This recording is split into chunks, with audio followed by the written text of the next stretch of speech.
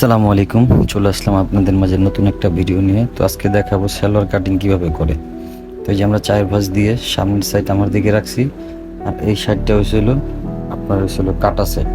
তো আমরা প্রায় 4 পাল্লা কাপড়টা নিয়ে নিছি। তো এই যে দেখাইতেছি আপনাদেরকে। তো এই সাইডে এই যে এক পার্ট, এখানে হচ্ছে 2টা, আর নিচে হয়েছিল 2টা। তো টোটাল 4 পার্ট নিয়ে নিছি। তো এখন আমরা দেখাবো আপনাদেরকে কীভাবে একটা শর্টকাটে সালোয়ার কাটা যায়। ফাইনালি আমাদের লাগবে একটা চক আর একটা স্কেল। আসলে এখন পুরো সামনে উপরের দিকে সমান করে 2টা দাগ দিয়ে নিতেছি। একটা 1.5 ইঞ্চি, মানে টোটাল উপরে একটা, নিচে 1.5 ইঞ্চি পরিমাণ একটা।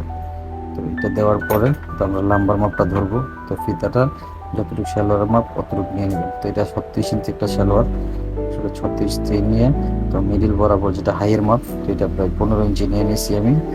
স্কেল দিয়ে সোজা করে আপনারা একটা ভালোভাবে দাগ দিয়ে নেবেন। দাগ দিয়ে যে পায়ের মাপ, এটা ছিল পায়ের প্রায় নিচে 2টা দাগ।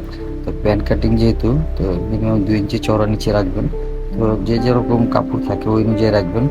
আর এটা ছিল হিপের মাপ, এটা প্রায় 14 থেকে 15 ইঞ্চি আপনারা দিতে পারেন। আসলে এটা 15 ইঞ্চি একটা মাপ দিয়ে দিলাম আমরা। তো যে 15 ইঞ্চি নিচ্ছি, তো যে একটা খারাপ দাগ দিয়ে নেবেন। দাগ দিয়ে 1 ইঞ্চি পরিমাণে হাইয়ের অতটুকু নিয়ে সুন্দর করে গোল করে একটা দাগ দিয়ে নেবেন। তো এই একটা গোল করে দাগ দেওয়ার পরে সুন্দরভাবে দিয়ে দিলাম। তো আপনারা দেখতে পারলেন আসলে এটা সুন্দরভাবে দেওয়ার পরে তো পায়ের যে মাপটা, তো পায়ের সেই মাপ হয়েছিল আপনার 12 ইঞ্চি, পায়ের মুখ হয়েছে 11 ইঞ্চি। তো আমরা হাফ ইঞ্চি বেশি নিতেছি, যেহেতু প্যান্ট কাট, তো সাইডে একটা শিলি হবে। তো তার জন্যই 1 ইঞ্চি বেশি নিছি আমরা, হাফ ইঞ্চি। এই সাইডে একটা শিলি হবে, তার জন্য স্কেলটি ধরে এই কোণার থেকে বরাবর সুন্দরভাবে একটা দাগ দিয়ে নেবেন। আমাদের মেজারমেন্ট আসলে মার্ক করা কমপ্লিট। এখন আমরা এটা কাটিং করে ফেলবো।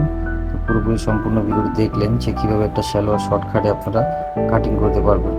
আসলে এটা যারা যারা আসলে 2-1 বার দেখবেন, ইনশাল্লাহ সবাই চেষ্টা করলে পারবেন। তো এই যে প্রায় দাগ বরাবর একদম রাউন্ড সুন্দরভাবে শেপ দিয়ে আমরা কেটে ফেললাম। এখন হয়েছে এটা হয়েছিল এই 1 ইঞ্চি পরিমাণ আপনার শিলি দিবেন। তো 1 ইঞ্চি পরিমাণ কাপড়টা বাড়তি রাখবেন। আসলে অনেক সময় দেখা গেছে সালোয়ার ছোট হয়ে যায়, ওই ক্ষেত্রে কাস্টমার কী করতে পারবে, বাড়াইতে পারবে। এই কারণে দেন আমরা 1 ইঞ্চি পরিমাণ বেশি নিয়ে নিলাম। এই সাইডটা দেখেন, এখন একটা রাউন্ড আসলে ওই সাইডের জন্য মিলানোর জন্য এই সালোয়ারটা একটু পাকা করে কেটে নিলাম, যে উপরের সাথে সালোয়ারটা মিলে যায়। তো দেখুন কিভাবে আসলে নিয়ে নিতেছি। এই যে 1 ইঞ্চি পরিমাণ বেশি নিলাম, দাগের থেকে 1 ইঞ্চি।